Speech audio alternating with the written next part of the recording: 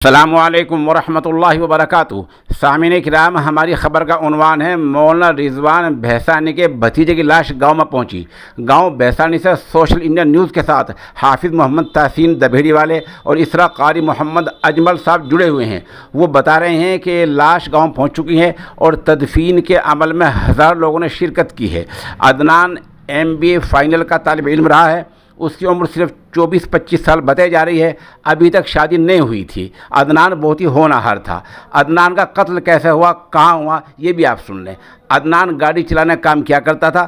عدنان بک لے کر کشمیر کسی کو چھوڑ نکلے گیا تھا۔ واپسی میں امبالہ اور کرکشیتر کے بیچ میں ہریانہ کے 2 شہر ہیں، امبالہ اور کرکشیتر، وہاں اس کی لاش ملی ہے۔ امبالہ سے اس کی گاڑی ملی ہے اور کرکشیتر میں اس کی لاش ملی ہے۔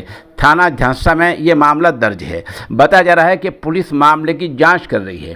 آج کی تدفین کے عمل میں کون کون شریک ہوا؟ مولانا اسلم صاحب بسی والوں نے نماز جنازہ پڑھائی ہے۔ ادھر تدفین میں مفتی محمد اکمل، مولانا ساجد SDP، مولانا صدام، مولانا شاداب، مولانا مرسلین وغیرہ نے شرکت کی ہے۔ بہرحال یہ ایک بڑا المناک حادثہ ہوا ہے کہ ایک ہونہار بیٹا عدنان 24 سالہ جو مولانا رضوان کا بھتیجہ ہے، وہ اس کا قتل ہو گیا ہے اور آج ہزاروں لوگوں نے نم آنکھوں کے ساتھ اس کو سپرد خاک کر دیا ہے۔